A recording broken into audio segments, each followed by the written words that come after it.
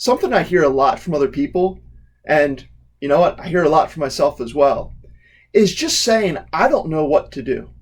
Like, we're presented with a situation and we're not sure what we should do in that situation.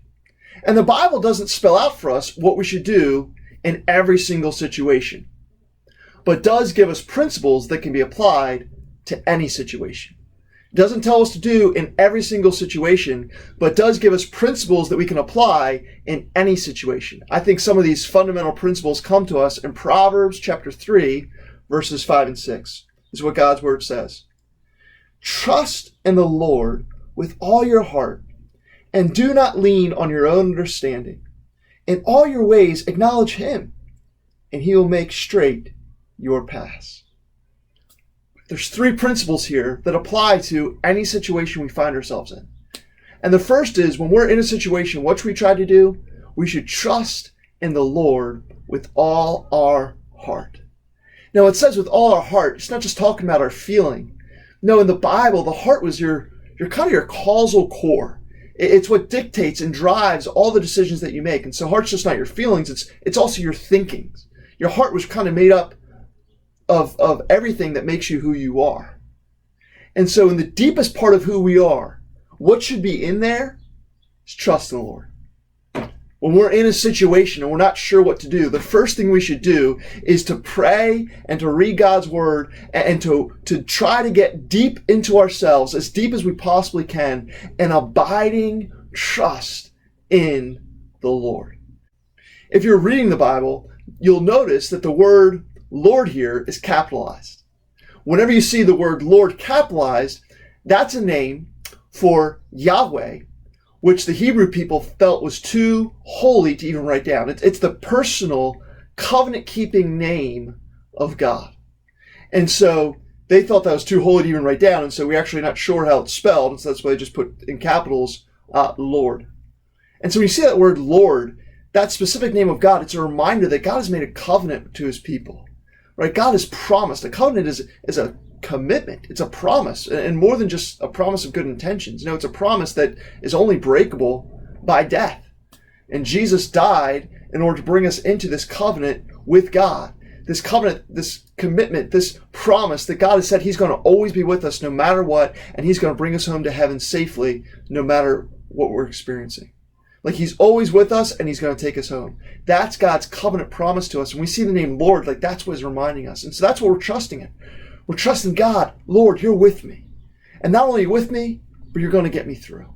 Right? That's the first thing we should do. We should trust in the Lord. Second thing we should do, lean not on your own understanding. Right? I'm going to trust in God, and I'm not going to trust in myself. I'm not going to lean in my own understanding. Like, we should just have a sense of humility. Like, we should recognize we have limited information, so we don't know everything. And we could try to obsess and Google everything and try to find as many, different opinions as we possibly can. But my goodness, there's one thing we've learned from this whole COVID situation. It's that no one has a clue about anything, right? You got experts saying this, and states contradicting each other, and countries, and it's just a mess. And I think what an example of, hey, we can't lean on our own understanding. We don't know everything. We all have limited perspectives on the information that's available. And so, we're not going to be governed by what I think, because what I think could be incomplete. I'm certainly not going to be governed by what I feel, because what I feel could be wrong. We don't be led by our emotions. So I'm not going to lean on my own understanding of things. No. I'm going to trust in the Lord. I'm going to not lean on my own understanding. But what? Third principle, I'm going to acknowledge God in all my ways. It says, in all your ways, acknowledge him. This acknowledging just like, hey, God, you're there. No, it's recognizing that God is to be honored in everything we do. It says all your ways. So in all our ways, regardless of what we're doing, our number one primary goal is saying, God, I want to acknowledge what you're doing in this moment. We want to acknowledge what God is due in every single thing that we go through. And what God is due is honor. He's due his glory. And so we're to walk out things in a way that honor and glorify him. And so that's what we're to do. These are principles that can be applied to any situation. We want to trust in God in our hearts. We don't want to lean on our own understanding, but in all our ways and everything we do, we want to say, Lord, I want you to be honored in this. And the way that we can know how God is honored in things is he tells us in his word what's honoring to him, what's pleasing to him. And so we look to his word and we study his word and we try to acknowledge him and take His word and apply it to the, everyday stuff of our lives. And when we do these three things, notice the promise that says God's going to do. God's going to make your path straight. Right? God's going to lead you in the way that He wants you to go, which is always the best way. He's going to lead you in that if you trust Him, if you don't lean on your own understanding, and if you acknowledge Him. That's how God gets us through any situation we're in. And so I don't have an answer for everything that you're going to face in life, but these principles can get you through anything that you face in life.